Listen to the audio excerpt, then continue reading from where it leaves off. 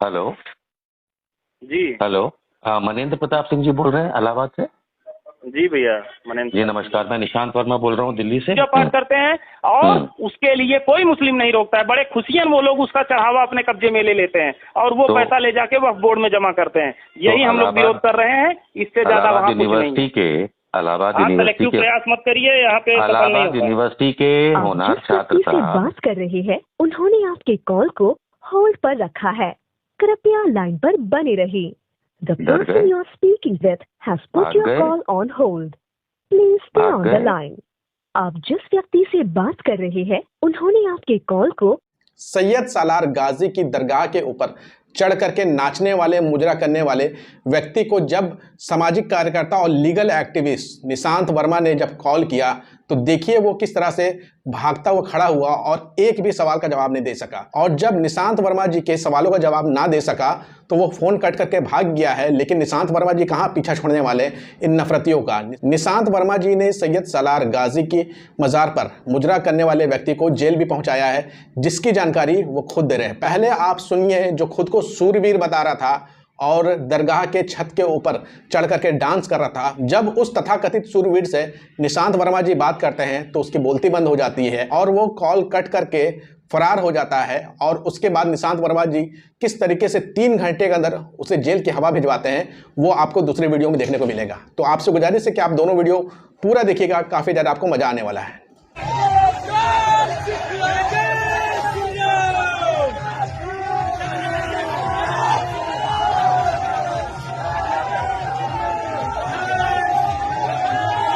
Hello. जी। Hello. Manendra Pratap Singh ji बोल रहे हैं इलाहाबाद से। जी भैया, मनेंद्र जी प्रताप नमस्कार, मैं निशांत वर्मा बोल रहा हूँ दिल्ली से। मुझे आपका एक मीडिया बाइट चाहिए था। जो मामला हुआ है इसके बारे में कुछ जानकारी देंगे जो आपने दरगाह के ऊपर बिल्कुल मैटर देंगे, किया बिल्कुल था। देंगे। जी बताइए क्या मैटर था। मैटर कुछ नहीं था, साधारण सा मामला था। इसको जबरदस्ती विपक्ष के द्वारा तूल पकड़ाया गया और हम लोग रामनवमी की शोभा यात्रा निकाले थे। कोई प्री प्लान नहीं था, वहाँ पहुँचा गया एक जो है भावना वेश में। क्योंकि इस मामले को समझने के लिए 2 तर्क है भैया, अगर समझने का प्रयास करेंगे। एक तो अगर किसी मुस्लिम की मजार है तो मेरा वहाँ जाना और इस तरीके से झंडा फहराना बिल्कुल गलत कार्य है। अगर हिंदू की जो है मंदिर है तो वहाँ मुस्लिम के द्वारा इस तरीके का कार्य करना बिल्कुल ही जो है ये दंगा भड़काने वाला कार्य है। लेकिन जब मैं उस मजार की बात करता हूँ जहाँ मैं गया था तो वहाँ उस मजार में पहले से ही हिंदुओं के देवी देवता मौजूद है। वहाँ पे बड़े पुरुष परिहार, मतलब सैयद सालार गाजी की मजार के अलावा बड़े पुरुष परिहार, देवी सती, जिनकी बड़ी आस्था है हिंदुओं में। और हिंदू वहाँ पे 95 से 99% जाते हैं, सप्ताह में 2 दिन जाते हैं। ठीक है, तो इसमें सवाल ये रहेगा आपसे कि जो आप बता रहे हैं कि उस मजार में पहले से मंदिर है और आप बता रहे हैं कि उसके अंदर सप्ताह में 2 बार पूजा अर्चना होती है, तो इस बात को लेकर के आपको कोई परेशानी थी या क्योंकि ऐसा सुनने में आया कि आप कह रहे हैं मजार को हटा के सिर्फ मंदिर होना चाहिए? नहीं, इसलिए क्योंकि इसी से सिद्ध होता है कि जब मेरे हिंदू देवता वहाँ पे पहले से मौजूद हैं, एक बात। दूसरी बात, वो हिंदू बाहुल्य क्षेत्र है पूरा। हमारी आस्था वहाँ शिवकंदरा में, वहाँ शिव जी भी थे पहले, लेकिन उनको शायद हटा दिया गया, वहाँ के जो लोकल लोग बताते हैं। और इस मजार के लिए 1974 में भी आंदोलन हुआ था। हिंदुओं ने बड़े पैमाने पे आंदोलन किया था, कई सारे लोग जेल भी गए थे। तो हिंदुओं में आक्रोश तो पहले से ही चला आ रहा था।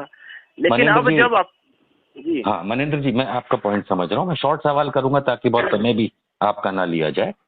इसमें दूसरा सवाल ये रहेगा, इस पे अभी तक कोई कानूनी कार्यवाही आपने की है मंदिरों को वहां पे बसा करके और मजार को हटाने की? क्योंकि हमारे संविधान और कानून में, माफ कीजिए सवाल पूरा होने दीजिए, कि हमारे जो संविधान और कानून का प्रक्रिया ये है कि यदि किसी को लगता है कि कोई भी बात गलत है तो उसके लिए कानूनी सहायता या सरकारी सहायता के माध्यम से ही जाया जाता है, ये आप भी समझते हैं। तो आपने आज तक कोई केस या कोई मुख्यमंत्री को आवेदन इत्यादि आपने अभी किया है इस बारे में?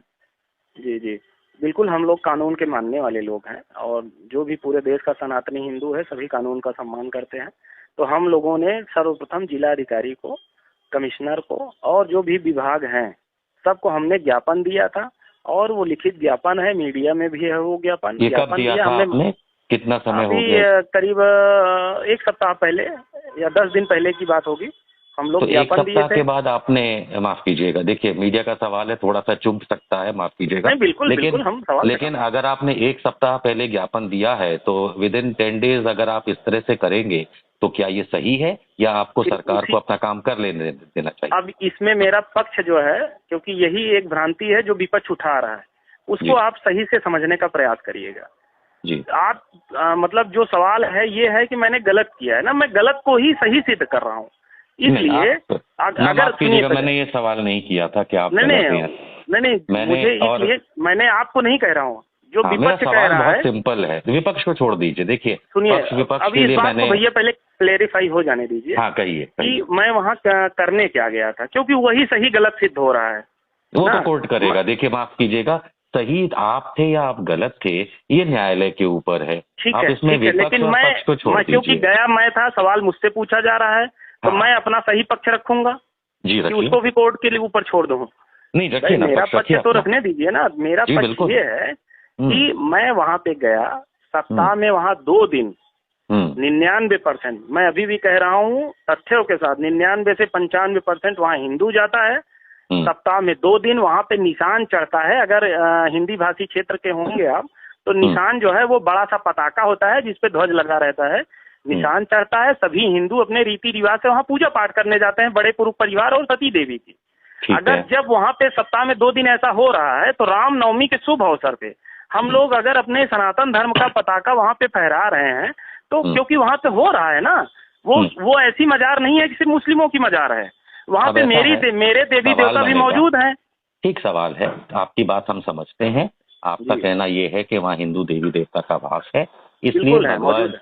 भगवा झंडा या इसके सिवाय भी जो भी धार्मिक झंडा है उसको फहराने का अधिकार होना चाहिए। लेकिन जिस तरीके के वीडियो विजुअल्स आए हैं, ऐसे तो किसी भी मंदिर तक में क्या कहते हैं, छत पे चढ़ के झंडे नहीं फहराए जाते। ये तो आक्रमणकारी आपका दिख रहा था। आप मुझे बता सकेंगे किसी मंदिर में इस तरह छतों पे चढ़ के भगवा झंडा फहराया जाता है क्या? नहीं नहीं, बिल्कुल फहराया जाता है। हम लोग तो मंदिरों ये में, तो अपने जो मंदिरों में। सुनिए, मंदिरों नहीं, हाँ, आप जो भी शोभा यात्राएं निकलती हैं, नहीं, वो एक मिनट जहाँ भी सर, आप देखेंगे सर, हम लोग सवाल। ऐसे ही झंडा फहराते हैं। नहीं, सर, चलिए सवाल। ठीक है, मैं मान सवाल लिया। फिर से, सवाल चलिए फिर से। ठीक है एक भैया, सेकंड सर, देखिए सिर्फ आराम से, सवाल नहीं, एक-एक जवाब भी करके। सुनिए। बिल्कुल जवाब सुनेंगे, भी क्योंकि सुनिए। सवाल का मैं ये जवाब कह रहा हूँ कि अब हम्म। झंडा की बात उठी है तो उसको पूरा होने दीजिए। मैं ये कह रहा सही है। हूँ कि अगर मेरा जो है वहाँ पे आचरण ठीक नहीं था, तो वहाँ पे कम से कम सैकड़ों मुस्लिम भी थे, हिंदू भी खड़े थे, अंदर जो है शरणार्थी भी थे। किसी ने भी कोई शिकायत नहीं की है कि हम लोगों के व्यवहार से किसी को दिक्कत हुई है। कोई शिकायत नहीं हुई है। शिकायत की ना? गई है, पुलिस के पास कोई शिकायत शिकायत है। नहीं की गई, कोई और, शिकायत नहीं है। आपने मेरी अपने जानकारी में फेसबुक कोई पे, शिकायत नहीं है। आपने अपने फेसबुक पे खुद पुलिस की बाइट एनडीटीवी की चलाई है, यानी आप जानते हैं कि संज्ञान लिया गया है। नहीं, बिल्कुल लेकिन पुलिस हाँ, को यदि संज्ञान है ही, आपका पुलिस अपने स्तर पे कार्रवाई कर रहा है। हाँ, तो फिर इसमें किसी की शिकायत, पुलिस की शिकायत एक ही बात होती है, अर्थात शिकायत तो है। हाँ, ये आपका कहना वाजिब हो सकता आप है। कह रहे हैं, मैं नहीं कह रहा हूँ। देखिए, ये आपका कहना वाजिब हो सकता है जनाब, कि आप जब ये कहते हैं कि किसी ने वहां खड़े होकर के शिकायत नहीं की, तो कल को ये भी कहा जा सकता है किसी ने वहां झगड़ा भी नहीं किया। पर ऐसा माहौल बनाने से पहले मैं दोबारा आपसे सवाल करूंगा। ऐसा माहौल वहाँ क्यों बनेगा? दोबारा आपसे सवाल करूंगा सर, कि आपने जिस तरह से, आपके जो विजुअल्स, आप तो हमसे बेहतर जानते हैं कि जिस तरीके से 4-5 लोग या जितने भी लोग थे, अलग अलग छत के भागों पे खड़े होके जो नारे लगा रहे हैं और झंडे फहरा रहे थे, ऐसा देश के किस मंदिर में ऐसा हम लोग हिंदू होके करते हैं? ठीक है, वहाँ पे मंदिर में नहीं करते हैं ना। बस रुक जाइए फिर। अगर किसी मंदिर, दूसरा सवाल आ जाएगा। नहीं, अगर सुनिए किसी मंदिर में, भाई साहब देखिए आप, अच्छा हाँ। मैं आपका सवाल सही से समझा नहीं, अब मैं समझ गया। आपने सवाल पूछा किस मंदिर पे इस तरीके से भगवा ध्वज लहराते हैं जी ना। आप हाँ। सच पूछिए तो मेरा जवाब ही सुनने के लिए नहीं तैयार है। अभी मैंने पूछूंगा, कहा कि मैं बिल्कुल जिस भी सुनूंगा। मंदिर पे जाता हूँ, आप मेरे ही सोशल मीडिया पे जाइए, मैं जिस भी धार्मिक स्थल पे जाता हूँ, हम लोग ऐसे ही उत्साह में अपना भगवा ध्वज लहराते हैं। तो अब फिर वो आप मेरा एक स्वीकार करें सवाल ना है, करें। तो फिर मेरा एक सवाल आपसे रहेगा कि वेद पुराण उपनिषद के किस अध्याय में ये लिखा है कि मंदिरों की छतों पे चढ़ के इस तरह से झंडा फहराना, या उसका एक झंडा फहराने की जो निश्चित जगह होती है वहीं फहराना? अब यानी झंडा आप फहराने की जगह आप मुझे ऐसा निर्धारित लगता कर रहे है, हैं, ये तो मैं बहुत समझना ही चाहूंगा। आश्चर्य में हूँ। नहीं, बिल्कुल मैं आश्चर्य में मैं हूँ। सवाल कर रहा हूँ, मैं ये सवाल कर रहा हूँ। मेरे आप जवाब नहीं दे रहे हैं सर। नहीं, मेरा जवाब ही सुनिए। मेरे देश में ये हम सभी सनातनी हिंदुओं का दुर्भाग्य है कि मैं अपने देवी देवता के ऊपर झंडा कैसे फहराऊं, किस जगह खड़ा होकर फहराऊं, ये भी मुझसे सवाल पूछा जाता है और मजबूरन मुझे जवाब देना पड़ेगा। देखिए सर, सवाल ये दुर्भाग्य है सर, बहुत बड़ा दुर्भाग्य है। मैं ये भी समझना चाहूंगा आप इसको दुर्भाग्य क्यों कहते हैं। देखिए मैंने और देश में सभी लोगों ने, आपने भी हजारों लाखों मंदिर देखे होंगे, हर मंदिर पे एक पताका होती है, 2 पताकाएं भी होती हैं, तो दुर्भाग्य तो हो ही नहीं सकता। आपका ये अपना मानना हो सकता है कि मुझे भी इस तरह से अराजक तरीके से फैलाने का झंडा मिलना चाहिए। मेरा मानना नहीं है, ये आप सब जो है जो इस तरीके से मनगढ़ंत कहानियां गढ़ के जो है मीडिया में चलाना चाहते हैं, ये आप सबका मनगढ़ंत। मेरा ये मानना है, मेरी मंदिर है, सुनिए भाई साहब, मेरी मंदिर है, मैं जिस जगह चाहूँ, मेरी स्वतंत्रता है। सुनिए, मेरी मंदिर है, नहीं, मेरी मंदिर है, रुकिए, इसको समझिए, मेरी मंदिर है, मेरी स्वतंत्रता है।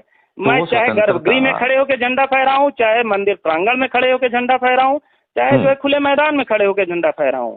तो फिर आप पे तो फिर ये गलत कैसे हो गया? पुलिस ने संज्ञान कैसे ले लिया? क्या आपको लगता है पुलिस पाकिस्तान की है? वो आप तय करिए, प्रशासन तय करेगा।